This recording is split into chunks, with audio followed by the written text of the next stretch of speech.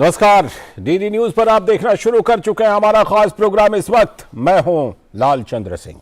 अगले एक घंटे में हम देखेंगे कुछ ऐसी खबरें जिन पर चर्चा जरूरी है, और ये चर्चा हम करने वाले हैं अपने संवाददाताओं और अपने खास मेहमानों के साथ। और आज हम खास तौर पर बात करेंगे, संसद के शीतकालीन सत्र की शुरुआत हो गई है। प्रधानमंत्री ने क्या कुछ खास कहा इस मौके पर। साथ ही आज की जो खास चर्चा होने वाली होगी वो एमसीडी चुनाव के नतीजे पर, कि एमसीडी चुनाव का नतीजा आ गया है, आम आदमी पार्टी को बहुमत भी मिल गया है, लेकिन बीजेपी ने भी उम्मीद से बेहतर प्रदर्शन करते हुए कड़ी टक्कर दी है। तो किस वजह से ऐसा हुआ है, इसी पर करेंगे खास चर्चा। साथ में हम बात करेंगे कि मध्य प्रदेश में आखिर कुछ बुद्धिजीवी क्या एजेंडा चला रहे थे जो बेनकाब हो गए, और यह भी हम बात करने वाले हैं कि किस तरह से महाराष्ट्र और कर्नाटक के बीच सीमा विवाद को तूल दिया जा रहा है, कौन है इसके पीछे। और यह भी बात करेंगे फारूक अब्दुल्ला आखिरकार दोबारा सक्रिय राजनीति में आने के लिए क्यों हुए हैं मजबूर। इन सब चीजों पर होगी चर्चा, लेकिन सबसे पहले इस वक्त की हेडलाइंस। दिल्ली नगर निगम चुनाव में आम आदमी पार्टी को बहुमत। अब तक 126 सीटों पर जीत। भाजपा ने भी दी कड़ी टक्कर। उम्मीद से बेहतर रहा भाजपा का प्रदर्शन। 97 सीटों पर जीती। 100 का आंकड़ा पार करने के आसार, लेकिन कांग्रेस का प्रदर्शन रहा फिसड्डी। संसद का शीतकालीन सत्र शुरू। प्रधानमंत्री ने की संसद को सुचारू रूप से चलाए जाने की अपील। कहा लोकतंत्र की मजबूती और युवा सांसदों के लिए संसद सत्र को बनाए प्रोडक्टिव। नव निर्वाचित उपराष्ट्रपति और राज्यसभा के सभापति के लिए यह पहला सत्र। प्रधानमंत्री सहित सदन ने दी उपराष्ट्रपति को शुभकामनाएं।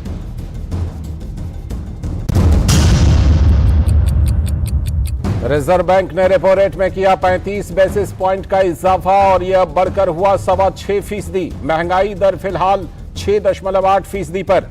अंतिम तिमाही में 5.9% तक होने की उम्मीद। वैश्विक चुनौतियों के बीच वित्त वर्ष 2022-23 के जीडीपी की वृद्धि दर 6.8 और अंतिम तिमाही में 4.2 रहने का पूर्वानुमान। खेल की खबरों में मीराबाई चानू ने विश्व भारोत्तोलन मुकाबले में जीता रजत। 49 किलोग्राम वर्ग में ओलंपिक चैंपियन होउ झियुई को पछाड़कर कुल 200 किलोग्राम वजन उठाया। और क्रिकेट में भारत के खिलाफ दूसरे वनडे में बांग्लादेश ने टॉस जीतकर बल्लेबाजी का किया फैसला। मेजबान टीम की खराब शुरुआत, पहला विकेट जल्दी ही गंवाया।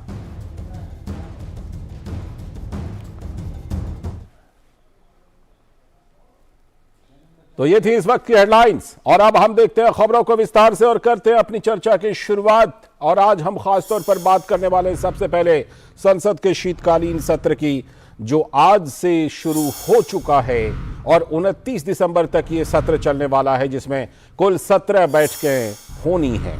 सरकार ने अपने ओर से संसद के शीतकालीन सत्र के लिए 16 विधेयकों की सूची जारी पहले ही की हुई है, जिसको वो पास कराना चाहती है। प्रधानमंत्री नरेंद्र मोदी ने की संसद को सुचारू रूप से चलाए जाने की अपील। और क्या कुछ खास कहा प्रधानमंत्री ने इस मौके पर। लोकतंत्र की मजबूती और युवा सांसदों के लिए संसद सत्र को बनाए प्रोडक्टिव, ये पीएम ने कहा।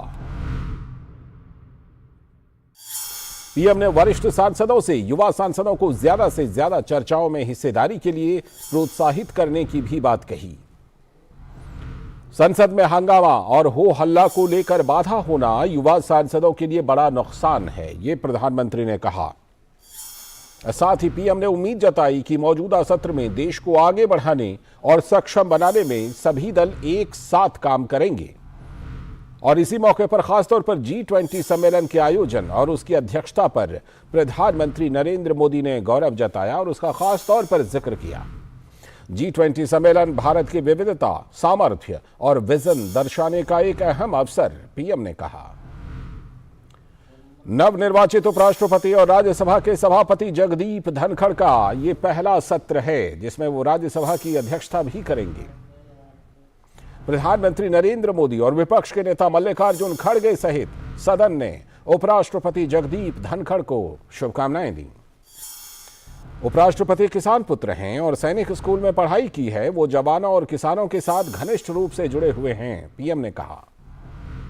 राज्यसभा में सदन के नेता पीयूष गोयल और संसदीय कार्य मंत्री प्रहलाद जोशी ने उपराष्ट्रपति जगदीप धनखड़ का स्वागत किया। तो संसद के शीतकालीन सत्र की शुरुआत हुई। प्रधानमंत्री ने इस अवसर पर जो संबोधित किया तो G20 को लेकर क्या खास बात कही, पहले उसे सुन लेते हैं, फिर अपने संवाददाता से जुड़ेंगे।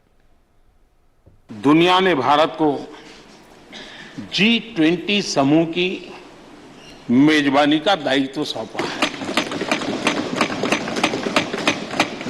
साथ ही ये समय अमृत काल के आरंभ का समय है। ये अमृत काल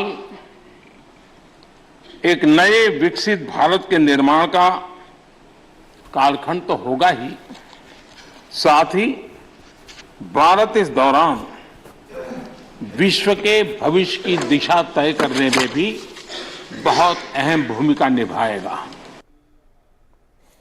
तो खासतौर पर प्रधानमंत्री ने बताया कि यह शीतकालीन सत्र किस तरह से विशेष है। शैलेंद्र मिश्र हमारे संवाददाता संसद भवन से ही हमारे साथ जुड़ चुके हैं। और शैलेंद्र, सबसे पहले बात कर लेते हैं कि प्रधानमंत्री, जैसा कि ऐसा होता है कि जब कभी भी सत्र की शुरुआत होती है तो प्रधानमंत्री प्रायः वहां पर गेट नंबर 4 के पास जाकर मीडिया वालों को संबोधित करते हैं, बताते हैं।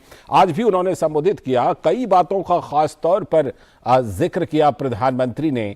जो उन्होंने खास तौर पर यह बात कही कि युवा सांसदों को ज्यादा से ज्यादा मौका देने की जरूरत है और वरिष्ठ सांसदों को इस पर सोचना पड़ेगा। प्रधानमंत्री की बातों पर कोई प्रतिक्रिया मिल पाई है सभी पार्टियों के नेताओं की तरफ से?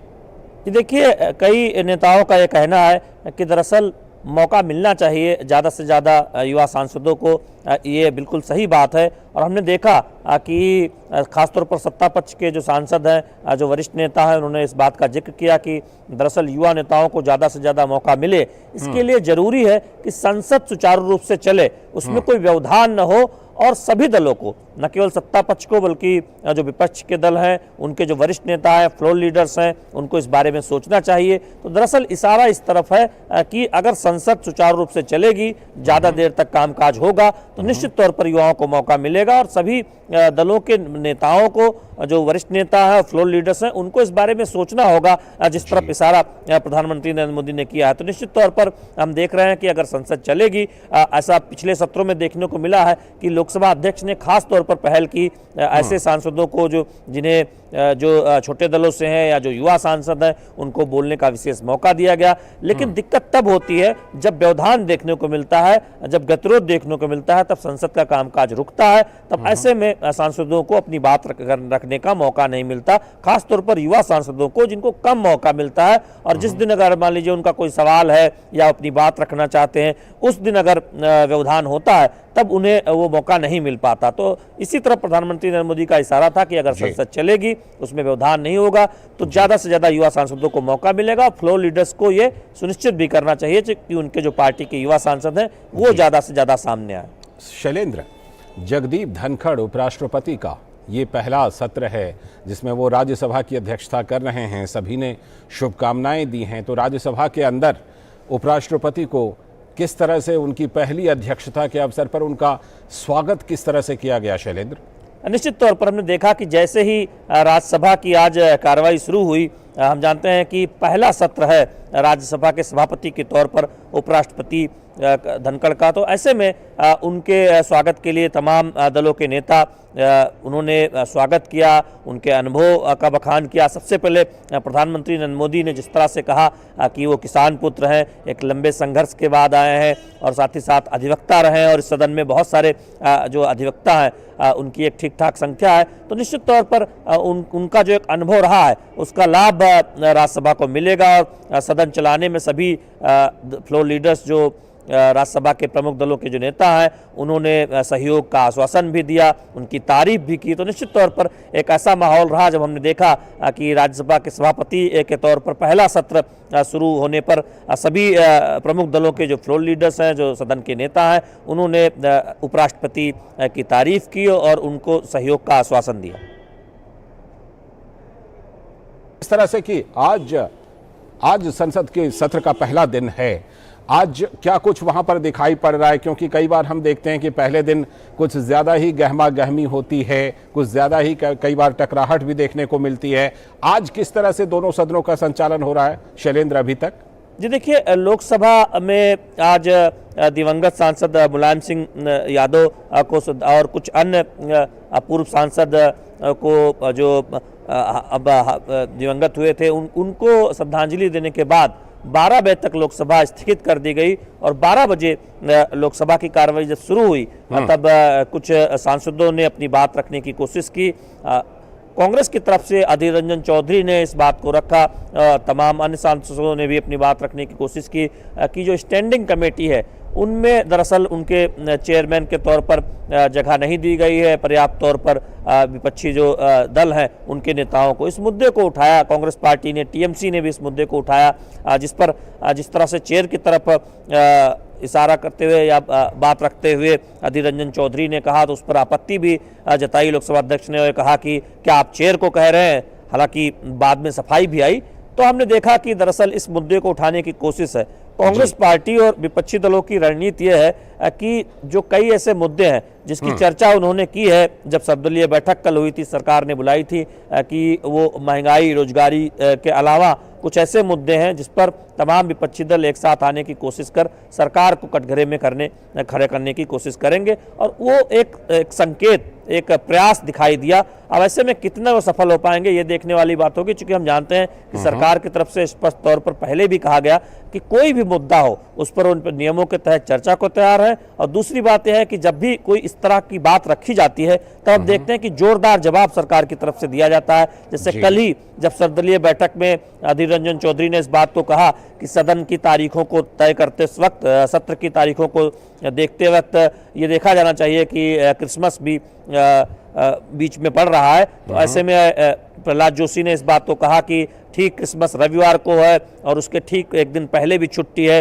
और अगर सदन में एक सहमति बनती है बीएससी में तो 26 को भी छुट्टी रखी जा सकती है और ये कहाँ तक उचित है कि 25 क्रिसमस के बाद कोई कामकाज ही न हो। तो इस तरह से सरकार जवाब भी हम देखते हैं कि तर्कपूर्ण तरीके से सामने रखती है। अब देखना होगा कि किन मुद्दों को लेकर विपक्षी दल सबसे पहले चर्चा की मांग करते हैं, क्योंकि 5-6 ऐसे मुद्दे हैं जो हमने देखा कि कांग्रेस पार्टी हो या टीएमसी हो या कुछ और दल हो, उन्होंने सर्वदलीय बैठक में कहा कि उस पर चर्चा चाहते हैं। तो ऐसे में सबसे पहले किस मुद्दे पर वो चर्चा की मांग करते हैं ये देखने वाली बात होगी। बिल्कुल, और ये हम आपके जरिए जरूर जानेंगे कि आगे चलकर के संसद के इस सत्र में क्या क्या होता है, कितनी सफलता मिलती है और कितने कार्य सुचारू रूप से होते हैं। फिलहाल आपका बहुत बहुत शुक्रिया शैलेंद्र, जुड़ने के लिए संसद भवन से और विस्तार से जानकारी देने के लिए। वक्त है ब्रेक का और ब्रेक के बाद जब हम लौटेंगे तब हम करने वाले हैं आज की खास चर्चा। और हमने जैसा कि आपको बताया था कि आज की खास चर्चा हम एमसीडी चुनाव के नतीजे पर करेंगे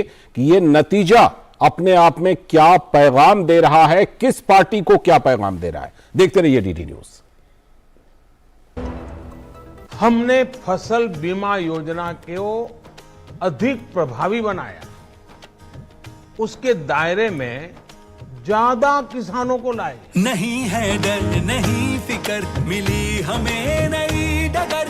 फसल का करवा के बीमा, किसान की चिंता को छीना। हुआ सुरक्षित कल, सुरक्षित फसल निश्चित किसान। फसल बीमा सबका समाधान। आज ही प्रधानमंत्री फसल बीमा योजना से जुड़ें और फसल नुकसान से होने वाली आर्थिक हानि से निश्चिंत हो जाएं, ताकि प्राकृतिक और स्थानीय आपदा पर भी फसल नुकसान होने पर आप उसकी सही कीमत पाएं।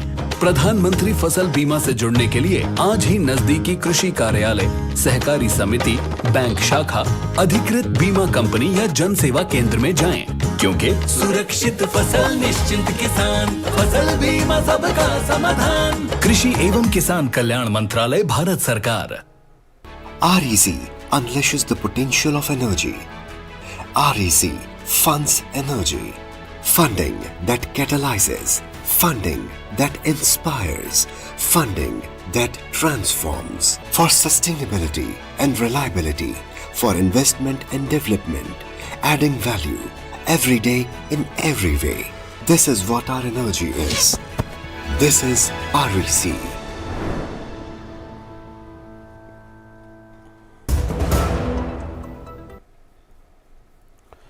ब्रेक के बाद एक बार फिर से आपका स्वागत है डीडी न्यूज पर। आप देख रहे हैं इस वक्त, और अब बारी आ गई आज की खास चर्चा की, जो हम करने वाले हैं एमसीडी चुनाव के नतीजे पर कि क्या कुछ इसमें पैगाम छिपा हुआ है।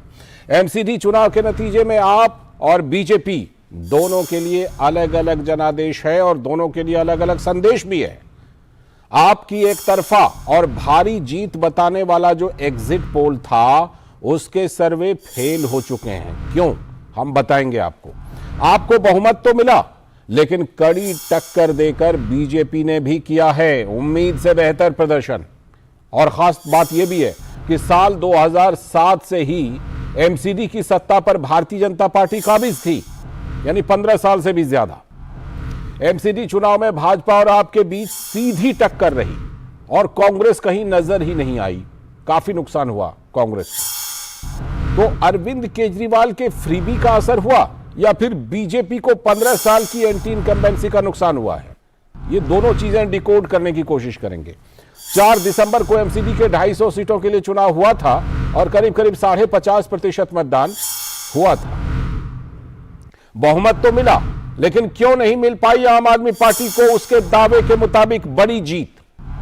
याद कीजिए, मुख्यमंत्री अरविंद केजरीवाल भारतीय जनता पार्टी को 20 के आसपास सीटें दे रही थी, लेकिन भारतीय जनता पार्टी तो 100 का आंकड़ा पार करती हुई नजर आ रही है। इस बहुमत में भी कितनी भूमिका फ्रीबी की और कितनी भूमिका बीजेपी के खिलाफ एंटी इनकम्बेंसी की रही, आज हम इसी पर चर्चा करने वाले हैं। हमारे साथ इस चर्चा में जुड़ रहे हैं हमारे संवाददाता गिरीश नेसाना और साथ में आम आदमी पार्टी के नेता विष्णु पाठक जी भी। बहुत बहुत स्वागत विष्णु पाठक जी। और चर्चा की शुरुआत करूं उससे पहले तो सबसे पहले बधाई ही कि एमसीडी में आपकी पार्टी को जीत मिली है। भले ही जैसी भी जीत मिली है, लेकिन बहुमत मिला है, इसलिए आपको बिल्कुल दिल से बधाई हमारी तरफ से विष्णु पाठक जी। सर, तमाम दिल्ली वालों को बधाई, आपको भी बधाई, आप दिल्ली में रहते हैं। जी बिल्कुल बिल्कुल, और आपको भी बधाई जी। मैं लौटता हूं आपके पास और करूंगा चर्चा। जरा गिरीश से अपडेट ले लेता हूं। गिरीश, आम आदमी पार्टी ने बहुमत का आंकड़ा पार कर लिया, ये कुछ देर पहले ही जब नतीजे आए तो औपचारिक तौर पर पार कर लिया। भारतीय जनता पार्टी भी 100 को पार करती हुई नजर आ रही है। गिरीश, अभी इस समय अपडेट क्या है आपके पास?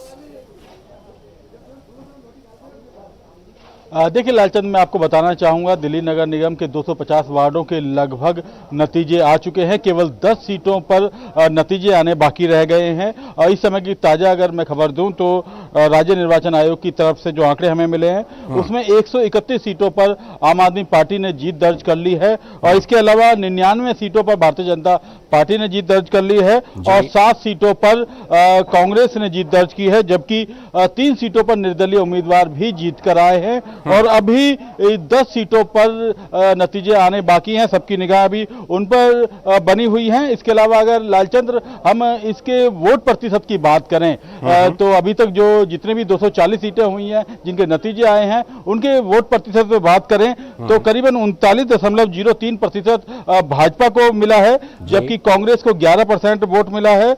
बीएसपी को भी 1.79% वोट मिला है। इसके अलावा अगर बात की जाए आम आदमी पार्टी की तो 42% वोट जो है आम आदमी पार्टी को इन दिल्ली नगर निगम के चुनावों के अंदर मिला है। लेकिन जैसा कहा जा रहा था कि इतना रिकॉर्ड तोड़ वो जीत हासिल करने जा रहे हैं आम आदमी पार्टी, ऐसा हुआ नहीं है।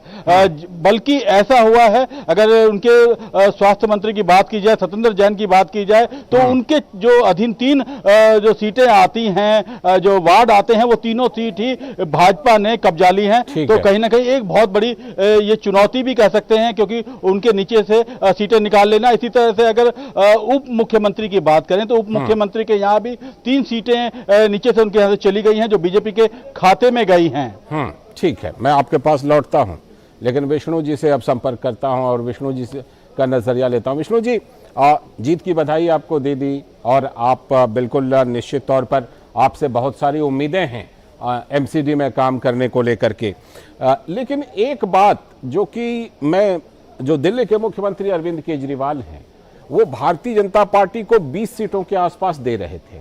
अभी आप भी देख रहे हैं कि भारतीय जनता पार्टी लग रहा है 99 जीत चुकी है, तो 100 के आंकड़े को पार कर लेगी थोड़ी देर में। ये कैसे हुआ क्यों नहीं बम्पर जीत मिली आम आदमी पार्टी को? कौन से ऐसे फैक्टर्स रहे विष्णु जी? सर आज जीत मिली है जी, इस बात के लिए आज हम लोग को जश्न मनाने दीजिए। बिल्कुल दे दिया, इसीलिए तो सबसे पहले बधाई। दूसरी बात ये है हाँ, कि देखिए अब इसके बाद की प्रक्रिया है कि इसके बाद की प्रक्रिया समीक्षा होगी और जो भी रिजल्ट आएगा उस पर पार्टी मंथन करेगी। आम आदमी पार्टी मंथन करती है जरूर। और ऐसे नहीं है कि कर दिया। मतलब एक और बात कहना चाहता हूँ जरूर कि आज जीते हैं, हाँ, मंथन भी करेंगे एक दो दिन बाद में, लेकिन सबसे पहले जो एक फेनोमेना था एक देश में, अलग अलग राज्यों में एमसीडी के चुनाव पर नजर पूरे देश के लोगों का था। कि लोगों का कहना था, बीजेपी वाले भी कहते थे और कांग्रेस वाले भी कहते थे कि आम आदमी पार्टी सिर्फ कांग्रेस को हराती है, बीजेपी को नहीं हराती है। तो विशेष रूप से बधाई के पात्र हम लोग हैं कि पहला ऐसा स्टेट जो हम आम आदमी पार्टी से हम सत्ता हस्तांतरण कर रहे हैं। ठीक है, इस बात के लिए भी तो आज हमको जश्न मनाने दीजिए। हाँ बिल्कुल मनाइए, बिल्कुल। मुझे लगता है हमने तो बधाई दी है। चारू जी भी जुड़ चुकी हैं बीजेपी की तरफ से, चारू प्रज्ञा जी, स्वागत चारू जी। चारू जी भी मुझे लगता है आपको बधाई जरूर देंगी आज, और देखिएगा वो भले अपनी बात मजबूती से रखेंगे लेकिन बधाई जरूर देंगी। चारू जी, सबसे पहले विष्णु पाठक जी को बधाई दे रही हैं एमसीडी में सरकार बनने के लिए। जी विष्णु जी, जनता जो निर्णय लेती है वो सराखों पर, हाँ, और जनता के निर्णय के ऊपर ना आप है ना हम हैं और कोई भी राजनीतिक पार्टी नहीं है। ठीक है तो चारू जी, अब ये बताइए, चारू जी अब ये बताइए कि थोड़ी सी चूक कहाँ रह गई? 100 का तो आपने भी आंकड़ा पार कर लिया, लेकिन बताइए थोड़ी सी चूक कहाँ रह गई? क्या ऐसा आपको लगता है कि अगर एमसीडी चुनाव में आप कुछ और कैंडिडेट बदल पाते तो शायद आपकी जीत हो सकती थी? चारू जी, आपको लगता है ऐसा? जी लालचंद जी, ऐसा है कि बाद में सोचना तो बहुत आसान है कि हम क्या अलग कर सकते थे और क्या बदल सकते थे। तो इन डिस्कशंस में हम ना ही जाएं तो अच्छा है। लेकिन एक बात तय है कि मजबूती से काम करना है, समझदारी से काम करना है, और हमारे अब जितने काउंसलर्स जीत कर आए हैं उनकी कॉन्स्टिट्यूएंसीज को स्ट्रांग रखना है, क्योंकि देखो डिलीवरेंस की बात होती है। आम आदमी पार्टी तो कितने कॉन्फिडेंस के साथ कह रही थी, अरविंद केजरीवाल जी कहते हैं 20 का आंकड़ा पार नहीं करेगी भारतीय जनता पार्टी। उसमें तो 5 गुना ज्यादा सीट आई है हमारी, और 5 गुना ज्यादा सीट हमारी तब आई है जब हम पिछले 15 सालों से एमसीडी में है, 15 सालों से। तो अब आप एंटी इनकम्बेंसी कहिए या जिस भी तरीके से आप इसको देखना चाहें, आज की तारीख में दिल्ली की जनता ने भारतीय जनता पार्टी के लिए प्यार दिखाया है। और आगे आने वाले समय में मैं बस ये चाहूंगी कि जो बड़े बड़े वादे आम आदमी पार्टी करती है, चाहे वो प्रदेश के स्तर पे है या आपको दिल्ली के लिए बोलती है, अभी तो खैर मेयर नहीं बना, उस चीज का इंतजार करते हैं। मैं उस डिस्कशन में जाना नहीं चाहती थी, लेकिन ये जो बोलना कुछ और दिखाना कुछ है, उससे ऊपर उठना पड़ेगा आम आदमी पार्टी। ठीक है, मैं लौटता हूँ आपके पास चारू जी। विष्णु जी, आप जो जब कहना चाहते थे वो भी कहिएगा। और दूसरी चीज, एक बात मैं पूछना चाहता हूँ, फ्रीबी का इतना वादा कितना असर रहा, कितना असर नहीं रहेगा, सोचिएगा जरूर। बीजेपी खुद कह रही है एंटी इनकम्बेंसी की बात, चारू जी खुद कह रही हैं, वो असर। और आपको कहीं ऐसा लगता है कि भारतीय जनता पार्टी ने, जिसे कहते हैं स्लॉग ओवर का प्रचार, स्लॉग ओवर के प्रचार में भारतीय जनता पार्टी इस बात में कामयाब रही कि उसने भ्रष्टाचार को मुद्दा बनाया? सत्येंद्र जैन के वीडियो से लेकर के तमाम चीजें जो रही, शराब घोटाले से लेकर, शिक्षा घोटाले से लेकर, और टिकट बेचने तक के जो आरोप लगे उसको लेकर। विष्णु जी, नहीं, ऐसा नहीं है कि उन्होंने कोई मुद्दा बनाया। उनके नेता, बड़े बड़े राष्ट्रीय नेता दिल्ली में उन्होंने कैंप किया और ज्यादा कैंप किया। तो लास्ट टाइम में 11th आवर में उनके पक्ष में चुनाव गया, और हमने कहा आपको कि हमारी पार्टी समीक्षा करेगी। आज हम भारतीय जनता पार्टी से सीट जीत के आए, भारतीय जनता पार्टी को हमने डिफीट दिया है। तो ये हमारे लिए बड़ी जीत है, और जो भी हुआ है उसके ऊपर समीक्षा होगी। हमने कहाँ चूक करी या कहाँ हम लास्ट टाइम में हम ओवर कॉन्फिडेंस में आ गए, ओवर कॉन्फिडेंस का मसला है। दूसरी बात मैं चारू जी को कहना चाहता हूँ, चारू जी की पार्टी का एक नेशनल एजेंडा है कि परिवारवाद विरोधी। आज दिल्ली में पता कर लीजिए कि इन्होंने जो टिकट दिया है, या तो पुराने नेता की पत्नियों को दिया है या उनके बच्चों को दिया है टिकट। इनका जो असली मसला है कि परिवारवाद का विरोध इनका कुछ नहीं है, इनका ढोल फटा है। चारू जी से जवाब जरूर लेंगे जी, इनका ढोल फटा है। चारू जी ये बताइए, जो सवाल विष्णु जी पूछ रहे हैं उसका भी जवाब दीजिएगा। और दूसरी आवाज, लालचंद जी, विष्णु जी की आवाज मुझ तक पहुंच हाँ, मैं बता देता हूँ मैं बता देता हूँ। सवाल ये था कि प्रायः भारतीय जनता पार्टी परिवारवाद के मुद्दे को जोर शोर से उठाती है, लेकिन एमसीडी चुनाव में टिकट देने में भारतीय जनता पार्टी ने परिवारवाद काफी दिखाया है, ये आरोप है विष्णु जी का। नहीं विष्णु जी, परिवारवाद का मतलब क्या होता है? परिवारवाद का मतलब ये होता है कि जो नॉन डिजर्विंग कैंडिडेट है वो एक परिवार से आता है, इसलिए आपने उसको टिकट दे दिया या कोई पद दे दिया। अगर कोई एक ही परिवार से आता है, जमीन पे काम कर रहा है, मेहनत कर रहा है, अपनी जगह बना रहा है, तो क्या वो परिवारवाद कहलाएगा? क्या अपनी क्वालिफिकेशन किसी काम नहीं आती है? यानी मुझे ऐसा लग रहा है लालचंद जी, शायद उनकी क्वालिफिकेशन यही है कि वो या तो पुराने पार्षद के पत्नी है और या फिर उनके बच्चे हैं। क्वालिफिकेशन तो यही है।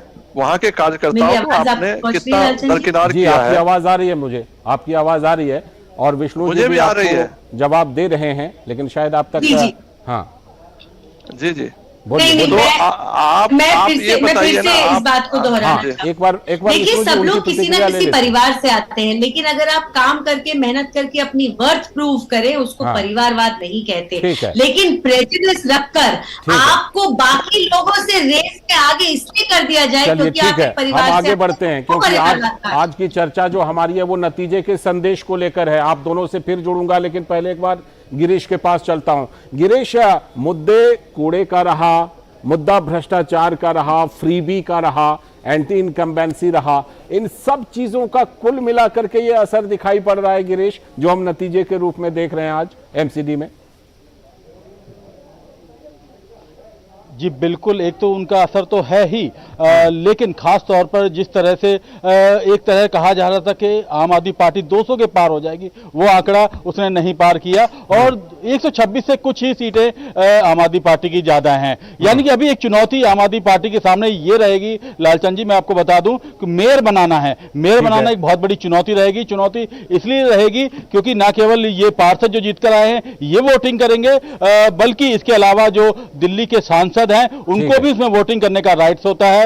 जो राज्यसभा के सांसद हैं वो भी होंगे और जो लोकसभा के सांसद हैं वो भी इसमें वोटिंग करेंगे। तो अभी मुकाबला बेहद दिलचस्प होगा मेयर चुनाव के लिए खासतौर पे। ठीक है, चलिए मैं लौटता हूं। विष्णु जी, क्या संदेश ले रहे हैं इस नतीजे से? क्योंकि आपने कहा कि अंतर्मंथन तो करेंगे, आज जीत का जश्न मना लेने दीजिए, क्या संदेश है नतीजे में? देखिए, दिल्ली भ्रष्टाचार पर दिल्ली के लोगों ने वोट दिया है। हाँ। बीजेपी के पार्षद का आप पुराना डाटा ले लीजिए, सरकार उसका जांच करवाए। उन्होंने कितना करप्शन किया। आप अगर कोई बगैर पैसा दिए एक छज्जा नहीं निकाल सकते, एक छज्जा नहीं डाल सकते। आप ही बताइए कि अगर आपका मकान, जब तक आप पे नहीं करते हैं तब तक आपका मकान अवैध है। पेमेंट होने के बाद पार्षद को आपने पेमेंट कर दिया या संबंधित विभाग को, तो आपका ये हो गया।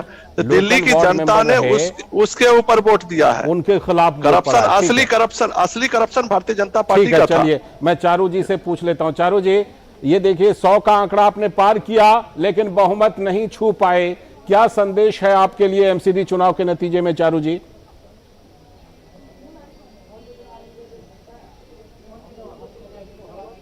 चारू जी आवाज आ रही है? लगता है चारू जी तक आवाज, चारू जी की आवाज चारू जी तक नहीं पहुंच पा रही है। लेकिन हम जो बात कर रहे थे वो बात यही थी कि एमसीडी चुनाव के नतीजे का क्या पैगाम है, फ्रीबी का कितना चला, इसमें भ्रष्टाचार का कितना चला, एंटी इनकम्बेंसी कितनी चली। बहरहाल जो भी हो, एक बार फिर से दिल से बधाई विष्णु पाठक जी जीत के लिए, और बहुत बहुत शुक्रिया जुड़ने के लिए। और जरूर जरूर इस पर मंथन कीजिएगा जो कुछ नतीजे हैं उस पर। और चारू जी आप भी जुड़ी थी, बहुत बहुत शुक्रिया। गिरीश, आपका भी अपडेट देने के लिए बहुत बहुत शुक्रिया। तो हमारे धन्यवाद मेहमान जुड़े थे और खासतौर पर हम ये चर्चा कर रहे थे कि एमसीडी चुनाव के नतीजे में संदेश क्या छिपा हुआ है, क्योंकि जिस तरह का नतीजा आया है, बहुमत तो आम आदमी पार्टी को मिल गई, लेकिन वो बम्पर जीत नहीं मिली जिसका दावा था आम आदमी पार्टी के द्वारा, अरविंद केजरीवाल के द्वारा। और एग्जिट पोल में भी और भारतीय जनता पार्टी ने भी बहुत अच्छा प्रदर्शन किया है, 100 के ऊपर पार कर गई है वो 15 साल के एंटी इनकम्बेंसी के बावजूद। तो क्या इसके पीछे फैक्टर रहे हैं, इसके बारे में पार्टियां भी मंथन करेगी और हम भी इसके बारे में और ज्यादा इसे डिकोड करने की कोशिश करते रहेंगे कि फ्रीबी का कितना जादू, क्या खत्म हो रहा है फ्रीबी का, इस पर आगे भी हम बात करते रहेंगे। लेकिन फिलहाल रुख करते हैं मध्य प्रदेश से जुड़ी एक खबर का, और वो जो खबर है वो अपने आप में एक बड़ा सवाल पैदा कर रही है। मध्य प्रदेश के शासकीय लॉ कॉलेज के पाठ्यक्रम में कुछ किताबों के कंटेंट पर विवाद हुआ है और मजहबी कट्टरता का आरोप लगा है। इंदौर के सरकारी लॉ कॉलेज के छात्रों को पढ़ाई जाने वाली पुस्तकों पर यह बवाल मचा है। कॉलेज के प्रिंसिपल को इस्तीफा तक देना पड़ गया है और 4 प्रोफेसर भी सस्पेंड हो गए हैं इस मामले में। अभी तक शिक्षा विभाग की जो गठित समिति है उसने माना कि धार्मिक दुर्भावना फैलाने का कुत्सित प्रयास हो रहा था। समिति ने लेखक और कॉलेज प्रबंधन के खिलाफ की है कार्रवाई की मांग, और छात्रों ने कुछ शिक्षकों पर दरअसल इस मामले में आरोप लगाए हैं कि पुस्तक में धर्म विशेष के प्रति दुर्भावना है। साथ ही इस पुस्तक के जरिए राष्ट्र विरोधी मानसिकता को बढ़ावा देने की कोशिश हो रही थी। तो जब यह मामला सामने आया, प्रकाश में आया, तो प्रिंसिपल रहमान, प्रोफेसर मिर्जा और 2 अन्य के खिलाफ इंदौर के भंवरकुआं थाना में मामला दर्ज किया गया था। और जब यह मामला दर्ज हुआ तो संबंधित प्रिंसिपल के द्वारा कोर्ट में अग्रिम जमानत की अर्जी लगाई गई थी, जो कि निरस्त हो गई। और बात ये किताब जिसका हम जिक्र कर रहे हैं, ये सामूहिक हिंसा दंड न्याय पद्धति की किताब है, जो 2019 में ही बैन हो चुकी थी, लेकिन उसके बावजूद पढ़ाया जा रहा था। उसी किताब से धार्मिक कट्टरता का पाठ छात्रों को पढ़ाए जाने का कॉलेज प्रबंधन पर है आरोप, जो कि बैन हो चुकी थी। तो सबसे बड़ा सवाल यह बनता है कि सेक्युलर मुल्क में भारत की सनातन संस्कृति को लेकर कुछ तथाकथित बुद्धिजीवियों में दुराग्रह इतना क्यों है, और बोलने और लिखने की आजादी के नाम पर एक इकोसिस्टम की इस कुत्सित मानसिकता के खिलाफ आवाज क्यों नहीं उठती है। हालांकि हम तो आवाज उठा रहे हैं इस वक्त में। नरोत्तम मिश्रा जो मध्य प्रदेश सरकार में मंत्री हैं, उन्होंने इस विवाद पर क्या कहा है, पहले इसे सुन लेते हैं, फिर अपने संवाददाता से जुड़ेंगे। उनकी गिरफ्तारियों के लिए, लेखक और प्रसाद की गिरफ्तारी के लिए पुलिस की टीमें बना दी गई हैं और जल्दी गिरफ्तारी होगी। जहां तक लेखक का सवाल है, डॉक्टर फरियद खान, इनकी भी पीएचडी वापस हो, इसके लिए जो संबंधित विभाग है हम उसको लिखेंगे। तो ये प्रतिक्रिया थे नरोत्तम मिश्रा, मध्य प्रदेश सरकार के मंत्री की। और हमारे संवाददाता अजीत द्विवेदी इस पूरी खबर पर और ज्यादा जानकारी विस्तार से देने के लिए जुड़ चुके हैं। अजीत, सबसे पहले तो यही बताइए कि ये विवाद है क्या, जो विवाद जितनी जानकारी हमने दी है, इसके अलावा इस विवाद में क्या कुछ एंगल है? जब किताब 2019 में ही प्रतिबंधित कर दी गई थी, तो कैसे इस किताब को पढ़ाया जा रहा था उस लॉ कॉलेज में? अजीत,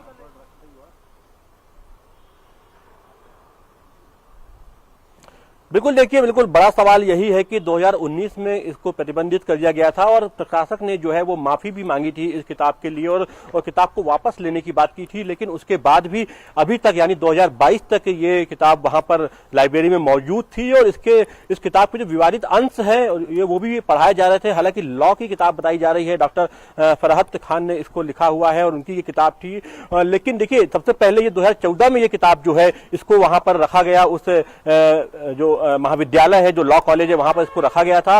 और 2018-19 में जो है इसका जो विवादित अंश है वो सामने आए थे, जिसमें कि आरएसएस और हिंदुत्व को लेकर जो उसमें जो आपत्तिजनक बातें की गई थी, साथ ही कई आरोप लगाए गए थे, भगवा आतंकवाद की इसमें बात की गई थी। साथ ही इसमें जो सिखों को लेकर जो हिंदू जो किस तरीके से आतंकवाद फैला रहे हैं, इसकी बात जो है इसमें की गई थी। यानी कि तमाम जो मनगढ़ंत बातें हैं जो उसको इसमें डाला गया था। और आप देखिए, अगर कानून की किताब है, कानून की की जो विश्वविद्यालय है उसकी लाइब्रेरी में है, तो ऐसी किताब को वहां पर रखने का क्या औचित्य है, ये किसी के समझ में नहीं आ रहा है। और जिस तरीके से जब ये मामला सामने आया, 1 तारीख को सबसे पहले ये मामला सामने आया, जबकि वहां के छात्रों ने आरोप लगाया कि यहाँ पर जो महाविद्यालय है, जो लॉ कॉलेज है, इंदौर लॉ कॉलेज, वहां पर जो कुछ टीचर्स हैं वो जो विशेष समुदाय से आते हैं वो लगातार छात्रों को परेशान करते हैं, लगातार वो धर्म विशेष के बारे में महिमा मंडन करते हैं, साथ ही जो कुछ छात्राएं हैं उनको वो पर्सनल मैसेज भी करते हैं। तो लॉ जिहाद की बातें भी सामने आ रही थी। साथ ही वो ये भी आरोप लगा कि वो जब नमाज के समय जो है वो कई पीरियड जो है वो कह सकते हैं कि वो खाली रहते हैं, और जो वहां के जो प्रोफेसर हैं जो कि विशेष समुदाय के हैं वो लोग नमाज पढ़ने उस बीच चले जाया करते हैं, जिस कारण से कि वहां पर कक्षाएं नियमित रूप से नहीं लग पाती थी। और साथ ही वहां के प्रिंसिपल जो है वो भी, जो इमामुल रहमान जिन्होंने की बाद में इस्तीफा दे दिया है, वो भी लगातार इसमें चुप्पी साधे हुए थे। जब ये मामला 1 तारीख को सामने आया, उसके बाद से लगातार विद्यार्थियों ने विरोध प्रदर्शन शुरू किया, और लगातार जो है ये किताबें जो है वो मीडिया के सामने आई, इसके जो अंश हैं वो मीडिया के सामने जब आए, उसके बाद से देखिए जवाब देना जो है मुश्किल हो गया प्रिंसिपल जो इमामुल रहमान है उनको। और उसके बाद जो है उन्होंने एक कमेटी बनाई और 6 टीचर्स को 5 दिन के लिए उन्होंने सस्पेंड कर दिया कॉलेज से, और ये कहा कि हम इसकी जांच करा रहे हैं। लेकिन जब मामला बढ़ता हुआ दिखा उनको, लगातार जो है तमाम और छात्रों ने खुल के सामने आए, छात्र छात्राएं सामने आए, उन्होंने बताया किस तरीके से लगातार उनको एक विशेष धर्म के बारे में शिक्षा दी जाती थी, उसकी महिमा मंडन किया जाता था, मुगलों का महिमा मंडन किया जाता था, और हिंदुत्व की बुराई लगातार की जाती थी। तो ये जब खुल के जब कुछ छात्र सामने आए तो ये मामला और ज्यादा आगे बढ़ा, और उसके बाद से लगातार दबाव बन रहा था कि जो प्रिंसिपल है इमामुल रहमान वो इस्तीफा दें, और उन्होंने फिर इस्तीफा दिया। और अब जबकि 4 जो प्रिंसिपल सहित प्रकाशक और 2 और जो वहां के जो विशेष समुदाय के जो प्रोफेसर हैं उनके खिलाफ FIR भी दर्ज हो गई है। हालांकि अभी ये चारों फरार हैं, गिरफ्तारी नहीं हुई है, लेकिन सरकार ने FIR दर्ज की गई कर दी है। साथ ही उच्च शिक्षा मंत्री जो मोहन यादव है उन्होंने भी एक कमेटी बनाई है, क्योंकि उच्च शिक्षा जुड़ा ये मामला है, उसके लिए भी जांच बिठाई गई है, और लगातार इस पर अन्य पहलुओं पर जांच की जा रही है। ऐसा ये किताब का मामला और आया है जिसमें कि हिंदू जो देवी देवता है उनको लेकर भी जो है अभद्र टिप्पणियां की गई हैं, इसको भी लेकर ही देखिए लगातार अभी जांच चल रही है। हो सकता है कि कुछ ऐसा जो साहित्य और भी हो, और भी विश्वविद्यालयों में हो, जो कि लंबे समय से पढ़ाया जा रहा हो, छात्रों के दिमाग में एक जहर घोलने की कोशिश की जा रही है। और ये देखिए आप अगर देखिए जो बड़े विश्वविद्यालय हैं वहां से लेकर छोटे कॉलेजों तक ये चीजें चली आ रही है। और इंदौर जैसे शहर जहां पर की एक कानून की पढ़ाई, जो कि कानून की पढ़ाई माना जाता है कि जो जागरूक लोग होते हैं कानून की पढ़ाई करते हैं, अपने आप में एक अलग एक विषय है कानून को जानना समझना, लेकिन कानून की पढ़ाई की आड़ में इस तरीके का साहित्य जो है वो छात्रों के बीच में परोसा जा रहा था, जिसमें कि तमाम मनगढ़ंत बातें जो हैं वो उसमें हिंदुत्व को लेकर, बीजेपी को लेकर ये वहां पर परोसी जा रही थी। इसमें जो वहां के प्रोफेसर उनका पूरा यहाँ पर सहयोग मिल रहा था। ठीक है, बिल्कुल। ये जिस तरह से मामला प्रकाश में आया है, निश्चित रूप से ये कहा जा सकता है कि ऐसे प्रयास को रोकने की जरूरत है। ऐसे ये सामाजिक सद्भाव और हमारा जो सेक्युलर फैब्रिक है उस पर ये हमला करने की कोशिश होती है बार बार, जो कि कुछ बुद्धिजीवी करते रहते हैं, और उसी का मामला ये प्रकाश में सामने आया। अच्छी बात यह है कि कार्रवाई हुई है और हो रही है। बहुत बहुत शुक्रिया आपका अजीत, जुड़ने के लिए इस खबर पर और ज्यादा जानकारी देने के लिए। और अब हम बात करते हैं एक विवाद की, जो विवाद तो काफी पुराना है, लेकिन इस समय उसको तूल क्यों दिया जा रहा है। दरअसल बात हम कर रहे हैं महाराष्ट्र और कर्नाटक के बीच सीमा विवाद की। महाराष्ट्र और कर्नाटक के बीच सीमा विवाद को लेकर राजनीति गर्म, और यह राजनीति अचानक क्यों गर्म हुई है, क्योंकि विवाद तो काफी पुराना है। पिछले 5 दशकों से दोनों राज्यों के बीच सीमा विवाद को लेकर राजनीतिक दलों में आरोप प्रत्यारोप का दौर जारी है। पिछले दिनों महाराष्ट्र के कुछ ट्रकों को कर्नाटक के बेलगावी जिले में निशाना बनाया गया,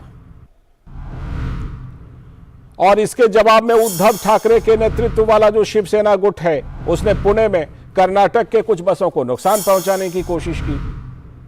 लेकिन महाराष्ट्र के उप मुख्यमंत्री और बीजेपी नेता देवेंद्र फडणवीस ने इसे कांग्रेस और जेडीएस की साजिश बताया है, सीधा आरोप लगाया है। उप मुख्यमंत्री देवेंद्र फडणवीस हिंसा का जवाब हिंसा से देना उचित नहीं मानते हैं। लेकिन पवार साहब की बात कर लेते हैं। इस बीच शरद पवार ने महाराष्ट्र सरकार को अल्टीमेटम देते हुए बड़े आंदोलन की चेतावनी दे दी है। तो सवाल ये शरद पवार के ऊपर बनता है कि मुख्यमंत्री रहते हुए या फिर लंबे दौर तक सरकार में रहते हुए शरद पवार ने इस विवाद पर चुप्पी साधे क्यों रखी थी, क्यों नहीं कुछ किया अभी तक। महाराष्ट्र कर्नाटक सीमा विवाद बहुत पुराना है, 18 सालों से सुप्रीम कोर्ट में ही लंबित है। और मामला तो कई दशक पुराना है। ये विवाद पिछले महीने मामले पर सुनवाई भी हुई थी सुप्रीम कोर्ट में और मौजूदा राज्य सरकार ने इसके हल के लिए कमेटी भी बनाई है। लेकिन सबसे बड़ा सवाल यह कि दोनों राज्यों में जब अभी बीजेपी सरकार में शामिल है, उसका शासन है, तो अचानक इस विवाद को तूल क्यों दिया जा रहा है? कौन है इसके पीछे? तो यह सवाल उठ रहा है कि दोनों राज्यों में अभी फिलहाल कर्नाटक में भारतीय जनता पार्टी की अपनी सरकार तो है ही, महाराष्ट्र में भी वो जो शिंदे गुट है शिवसेना वाली, उसके साथ वो सरकार में शामिल है और बड़े पार्टनर के रूप में शामिल है भारतीय जनता पार्टी वहां पर। तो महाराष्ट्र में और कर्नाटक में यह विवाद दशकों पुराना है, लेकिन इस समय इसको कौन हवा दे रहा है, कौन मामले को बिगाड़ रहा है, और खासतौर पर तब जब सुप्रीम कोर्ट में इस मामले पर सुनवाई चल रही है। योगेश शीतल हमारे साथ मुंबई से और आयशा खानम बेंगलुरु से हमारे साथ जुड़ चुकी हैं। दोनों का स्वागत। सबसे पहले मैं सबसे पहले आयशा का रुख करता हूं। आयशा, ये बताइए कि कर्नाटक से इस विवाद की शुरुआत मानी जा रही है, क्योंकि पहले महाराष्ट्र के ट्रकों को निशाना बनाया गया और देवेंद्र फडणवीस का आरोप है कि इसमें साजिश तो कांग्रेस और जेडीएस की है। क्या अभी तक कुछ डिकोड हो पाया है कि वहां पर ये हमले देने वाले, हवा करने वाले कर्नाटक के बेलगावी में थे कौन? जी देखिए लालचंद, ये विवाद बहुत पुराना है और जब जब कर्नाटक में चुनाव का समय आता है तो इसको ज्यादा हवा दी जाती है। और खासकर जब भी कर्नाटक का विधानसभा सत्र जो है बेलगाम में होता है, बेलगावी में होता है, तब ये विवाद जो है खुलकर सामने आता है और इसे एक हिंसक रूप दे दिया जाता है। तो जाहिर सी बात है इसमें कहीं ना कहीं राजनीतिक संगठनों का हाथ है इस पूरे मामले में। उधर महाराष्ट्र की तरफ से शरद पवार लगातार बयानबाजी कर रहे हैं, इधर कांग्रेस की तरफ से लगातार बयानबाजी हो रही है। कन्नड़ा संगठन और मराठी संगठन एक दूसरे के खिलाफ बढ़ चढ़कर बोल रहे हैं और एक दूसरे के खिलाफ हिंसा भी हो रही है। तो इसी बीच कर्नाटक के मुख्यमंत्री बसवराज बोम्मई और महाराष्ट्र के मुख्यमंत्री एकनाथ शिंदे ने आपस में फोन पर बातचीत की और इस मामले को डिफ्यूज करने की कोशिश भी की है। और ये भी कहा है कर्नाटक के मुख्यमंत्री ने कि महाराष्ट्र की तरफ से, महाराष्ट्र ने जो अपनी तरफ से 2 मंत्रियों को यहाँ भेजकर इस पूरे मामले का जायजा लेने के लिए कहा था, तो महाराष्ट्र ने मुख्यमंत्री के रिक्वेस्ट पर उस दौरे को टाल दिया।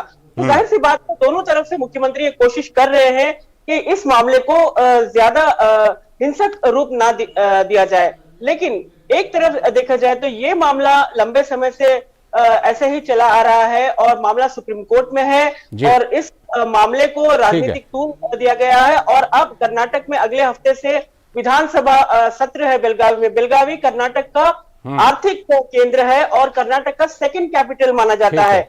इस पर महाराष्ट्र अपना दावा ठोक रहा है। उसके बाद इसी को लेकर, इसकी वजह से ये हिंसा जो है खुलकर सामने आती है और इसे और आज देखा जाए तो कई जगहों पर पथराव हुआ है, लेकिन फिलहाल तनाव है बॉर्डर के, दोनों राज्य के बॉर्डर के इलाकों पर, लेकिन स्थिति शांतिपूर्ण और नियंत्रण में है। ठीक है, लौटता हूं आपके पास। योगेश, ये बताइए कि शरद पवार कार्ड उन्होंने खेल दिया अपना, और जिस तरह देवेंद्र फडणवीस मामले को शांत करने की कोशिश कर रहे हैं, क्या जो कांग्रेस पर और जेडीएस पर आरोप लगाया है देवेंद्र फडणवीस ने, तो महाराष्ट्र में कांग्रेस और शिवसेना के लिए अभी फिलहाल ये विवाद सूट करता है क्या? और क्या कहीं ना कहीं उसी से खाद पानी दिया जा रहा है इस विवाद को? देखिए लालचंद, ये विवाद जो है इसमें एक तरीके का ऑक्सीजन जो है वो तलाश कर रहे हैं शरद पवार, क्योंकि अगर आप देखेंगे तो G20 की मीटिंग में उनको कॉल किया गया था कि उन्होंने कहा कि वो अच्छे नहीं है, उनकी तबीयत अच्छी नहीं है, इसलिए वो उसमें शामिल नहीं हुए जब कल सारे मंत्री मुख्यमंत्रियों की बैठक हुई थी। लेकिन अगर आप देखें तो न केवल उन्होंने अलग MOU की मीटिंग ली है, इसके अलावा अजित पवार से मीटिंग हुई है, प्रकाश आंबेडकर से मीटिंग हुई है।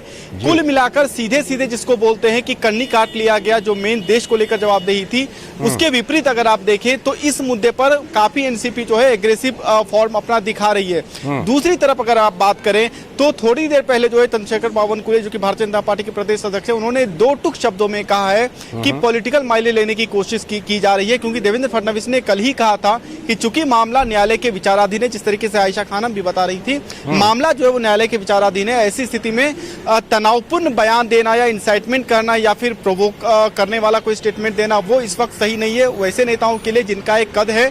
और अगर महाराष्ट्र के सामाजिक राजनीतिक वातावरण को आप अभी देख लें तो सब कुछ शांतिपूर्ण तरीके से चल रहा है। ऐसे में इन सब चीजों का अलगाव जैसा कि मैंने आपको कहा कि एनसीपी यहाँ पे कहीं ना कहीं ऑक्सीजन तलाशने की कोशिश करती हुई दिख रही है। अगर आप व्यापक जो है परिप्रेक्ष्य में अगर आप बात करें तो फिलहाल दोनों ही राज्यों के जो वहाँ पे जो जैसे MSRTC की अगर आप बात कर ले, इन्होंने अपनी जो बस ट्रांसपोर्टेशन है वो अभी फिलहाल तत्काल के लिए जो है उसको स्थगित किया गया है। वहाँ पे कर्नाटका की जो बस सेवाएं उसको भी स्थगित की गई है।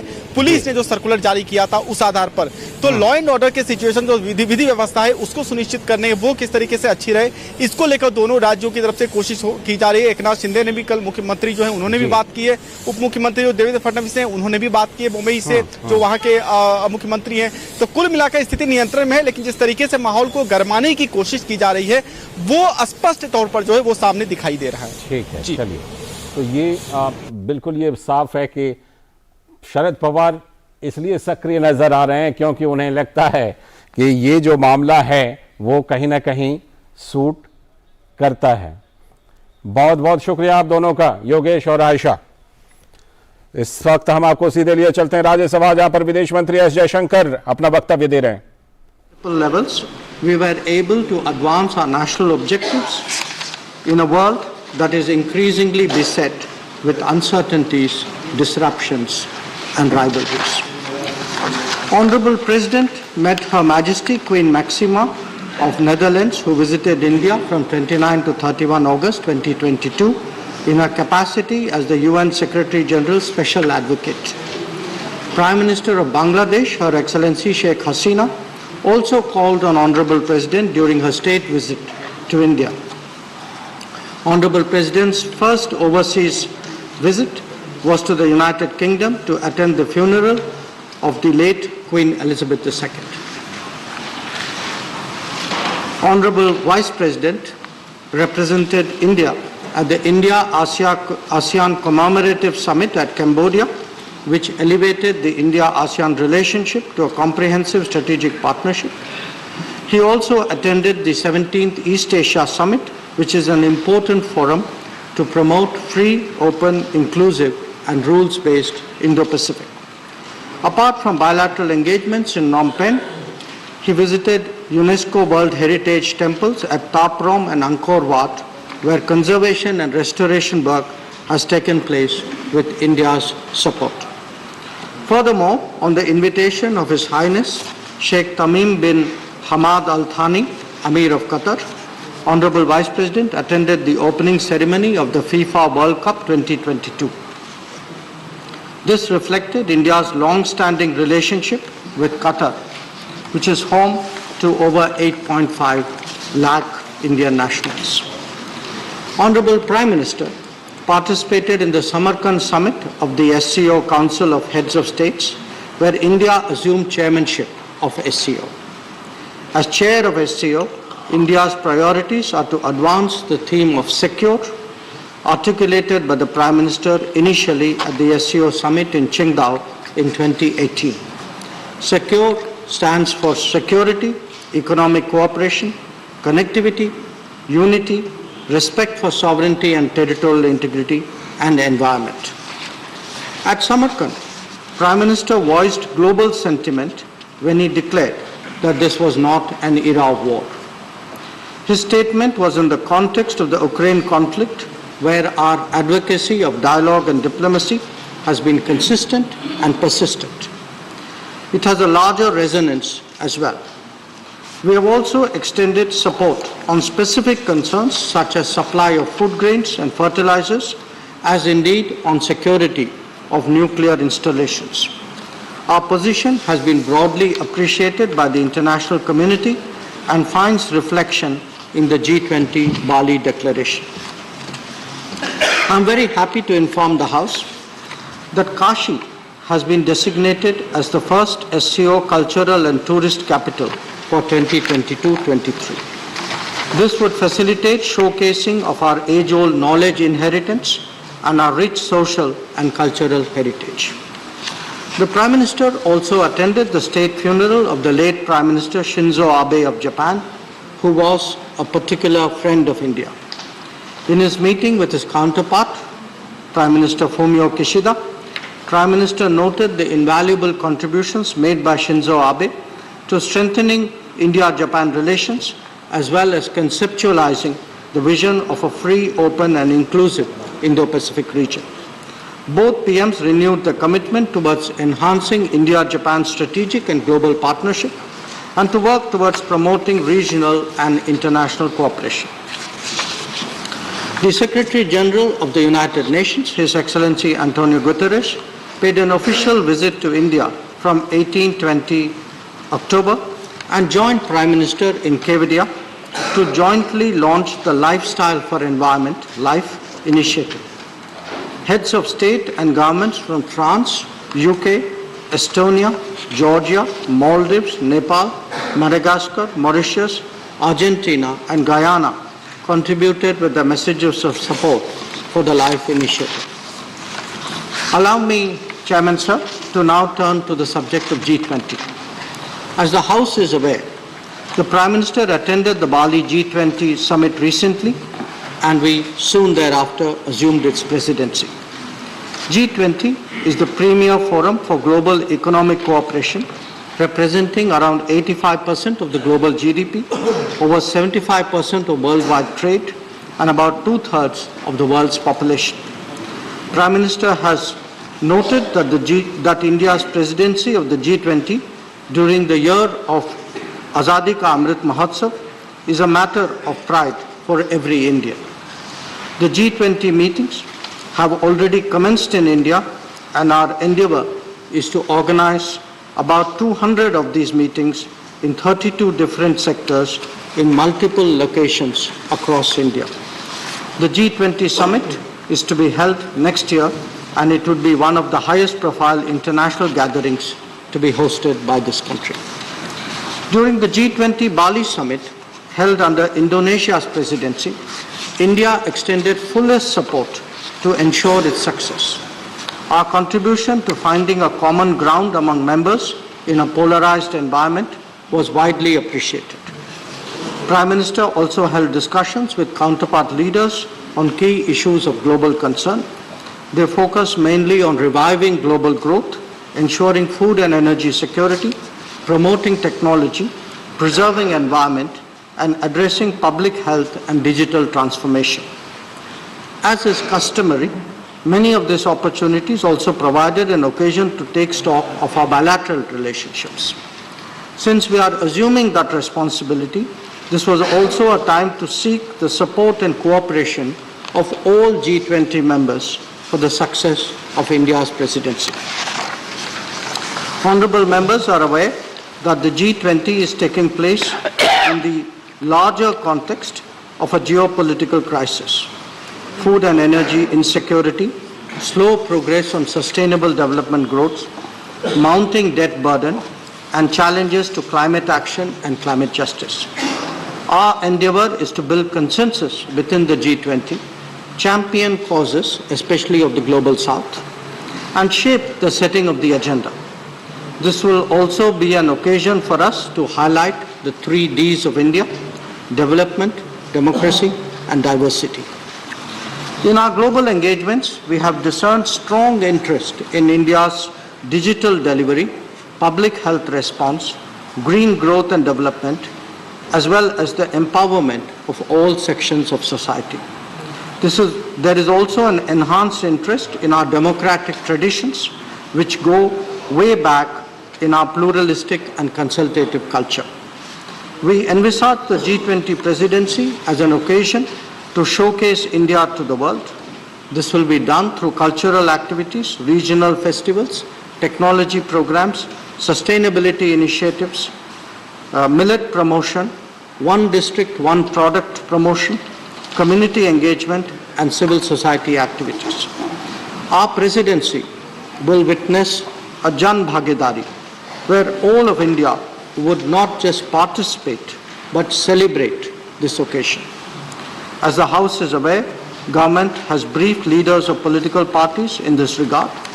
We see this as a truly national endeavor and seek the cooperation of everybody to make it a success.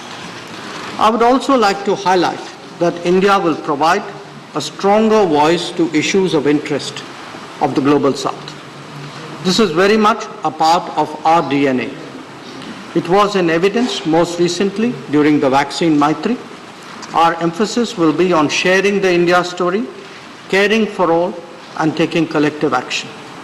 It will focus on emphasizing our achievements and priorities such as digital India, clean energy, sustainable lifestyles, women-led development, and multilateral reforms.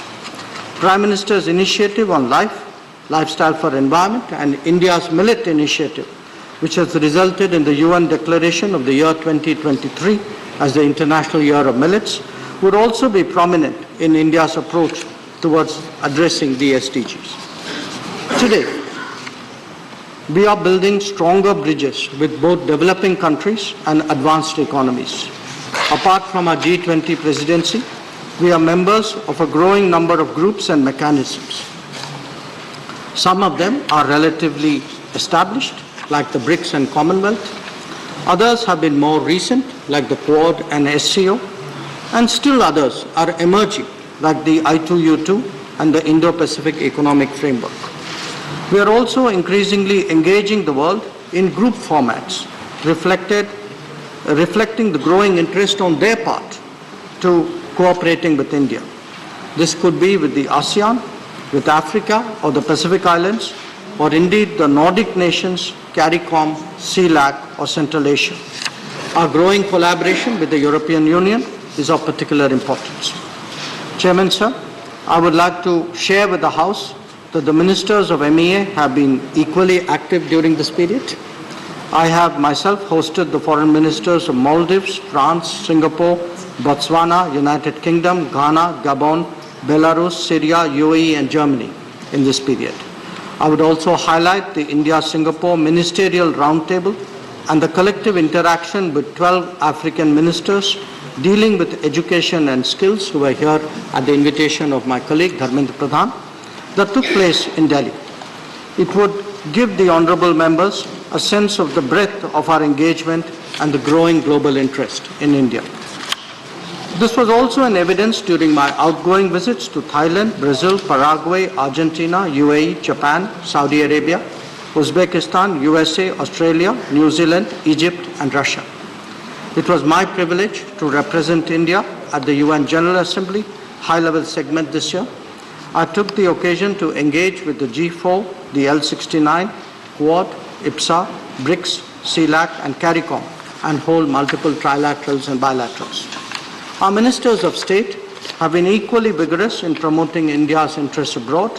Shri Muralidharanji went to Brazil, Senegal, USA, Oman, Djibouti, Kenya, Eritrea, and Nigeria. Srimati Meenakshi Lekhiji represented India at the SICA summit at Kazakhstan and visited Georgia, Norway, Iceland, and Malta.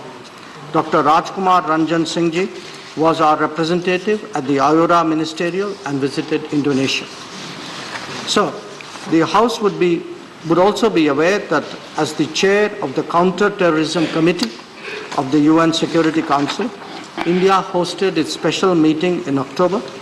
All 15 members participated and paid homage to victims of the 26/11 terrorist attack at the Memorial Wall in the Taj Mahal Palace Hotel. This was the first time that the UNSC held a meeting in India. The Delhi Declaration emphasized the need to display zero tolerance towards terrorism and to combat it in all its forms and manifestations.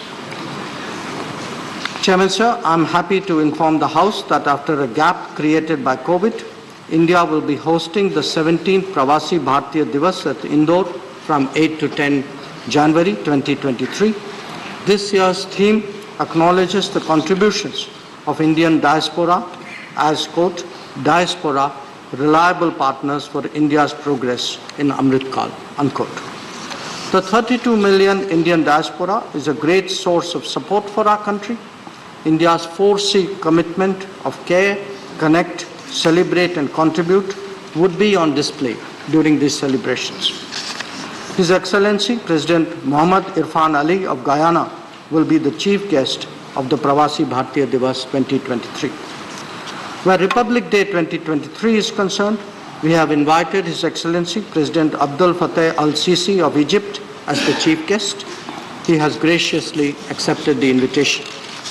Honorable members would also be glad to know that the 12th World Hindi Conference will be jointly organized by India and Fiji from 15 to 17 February 2023 at Fiji. This will be the first occasion for hosting this event in the Pacific region. Chairman, sir, foreign policy today is no longer just an exercise of a ministry or even simply that of the government. It has a direct impact on the daily lives of all Indians. This may be in ensuring that our products have market access or that our talent gets into the global workplace. But it is equally an effort to ensure that technology, best practices and capital flow into India. Our endeavor in a difficult global situation is that the welfare of the Indian people is ensured, however challenging the circumstances. This may be in exceptional situations like Operation Ganga in Ukraine, or the ability to access key necessities like energy and fertilizers on affordable terms. Or indeed, in concluding migration and mobility partnerships as we have just done with Germany. Indian foreign policy is there to serve the Indian people. We will do whatever it takes to discharge that responsibility. It could be in ensuring international support for our policies or in the acceptance globally of our interests and objectives. These may be difficult times, but it is also an occasion to display our leadership and make a strong contribution to global peace, stability, growth, and security. Honorable members know this well and understandably approach the ministry sometimes with their particular concerns and issues. It has been our earnest effort to respond as effectively and as sincerely as possible to their communications. We are extremely conscious that foreign policy must respond to the requirements and demands of our society. We demonstrate that as much through the activities of our embassies abroad as we do at home through improved passport and immigration services. I have every confidence that this August House does appreciate both our promotion of national interests abroad as well as our responsiveness to the daily requirements of our people. I conclude with the expectation that the House will continue to extend its fullest support to our efforts and encourage our success in the G20 presidency in particular and foreign policy in general. Thank you, sir. सीधा प्रसारण राज्यसभा से देख रहे थे आप। विदेश मंत्री doctor S Jaishankar वक्तव्य दे रहे थे और खासतौर पर हाल के दिनों में जो कुछ विदेश नीति को लेकर के हुआ है, विदेश मंत्रालय की जो चीजें रही हैं, जो गतिविधियां रही, उसको लेकर के संसद को, राज्यसभा को अवगत करा रहे थे। और G20 उसकी तैयारी को लेकर जाहिर सी बात है ये खास तौर पर जिक्र होना था और वो उन्होंने किया भी। फिलहाल आज के इस वक्त में इतना ही। पूरी टीम को दीजिए अनुमति, लेकिन डीडी न्यूज पर खबरों और कार्यक्रमों का सिलसिला लगातार जारी है। नमस्कार।